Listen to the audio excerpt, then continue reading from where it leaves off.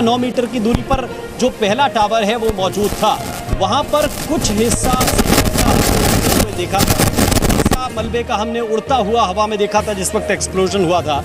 तो उस जगह पर कुछ हिस्सा ज़रूर गया है, वहाँ पर वो पर्दा ज़रूर फटा है। हो सकता है कि उस एरिया में, उस जगह पर जितने कांच के शीशे हों वहाँ पर नुकसान पहुँचा हो, या जो बाहर की तरफ बालकनी है वहाँ पर नुकसान पहुँचा हो, लेकिन मोटा कोई नुकसान नहीं हुआ है। और विशाल, ये ज़रूर कहा जाता है कि निर्माण सृजन जो है वो एक तरह की कला है और उसमें समय लगता है, लेकिन यहाँ पर आप अगर इस तस्वीर को देखेंगे तो जो विध्वंस है, या कहिए कि ये इस इमारत का विनाश है, इसके पीछे भी एक तकनीक लगी है और लंबा वक्त लगा है। और उसकी वजह ये थी, और आम चूंकि मैं आपसे बात कर रहा था उन टावर में रहने वाले लोगों की जिनके घर आसपास है, उनके लिए भी एक बड़ी जरूरी सूचना दी गई नोएडा अथॉरिटी की सीईओ की तरफ से। उन्होंने कहा अब तक तो जो भी कुछ हुआ वो प्लान के मुताबिक रहा, आसपास की इमारतें सुरक्षित हैं। जिन लोगों के मकान हैं उनके लिए बता दिया जाए कि उनकी बिजली और उनकी गैस की जो सप्लाई है उसे जल्द ही बहाल कर दिया जाएगा, क्योंकि उसे रोक दिया गया था कुछ समय के लिए एहतियातन। उसे जल्दी ही बहाल कर दिया जाएगा और शाम 6:30 बजे उन्हें एंट्री भी दे दी जाएगी। यानी कि इन आसपास के टावर में जिन लोगों के घर हैं उन्हें 6:30 बजे एंट्री भी मिल जाएगी। ये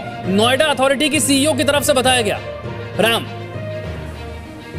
बिल्कुल, ये पहले से तय था एक तरह से विशाल, ये पहले से तय था कि बताया गया था कि 4 बजे के बाद उस एरिया में लोग जा भी सकते हैं और देख भी सकते हैं कि उनके घर में कोई नुकसान तो नहीं हुआ है। 6:30 बजे के बाद उनकी एंट्री इसलिए दे दी जाएगी क्योंकि धूल का गुबार लगभग आगे से हम तस्वीर के जरिए देख रहे हैं, लगभग 95% तक साफ हो चुका है। जो हल्का सा धुंधलापन है वो ज़रूर नजर आएगा और वो वातावरण में इतने धूल के पार्टिकल एक साथ नहीं जाते, लेकिन लगभग 95% जो धूल का गुबार था वो साफ हो चुका है। एहतियातन तो विशाल इतने इंतजाम थे कि यहाँ मैं 20 से ज़्यादा दमकल की गाड़ियाँ देख रहा हूँ, कम से कम 50 से 60 पानी के टैंकर देख रहा हूँ। और उसकी वजह यह थी कि अगर कोई अप्रिय घटना होती है तो आपके पास इंतजाम क्या है, ये प्रशासन से पूछा जाता, इसलिए वो एहतियातन इंतजाम किए गए थे। जो लोग यहाँ पर रहते हैं उन्हीं के लिए सबसे बड़ा कंसर्न था। और ये जो 20 करोड़ रुपए इसमें खर्च किए गए हैं, बताया जा रहा है कि धमाके में और इस बिल्डिंग को गिराने में, वो भी शायद इसीलिए किए गए क्योंकि ये निर्जन स्थान पर नहीं था।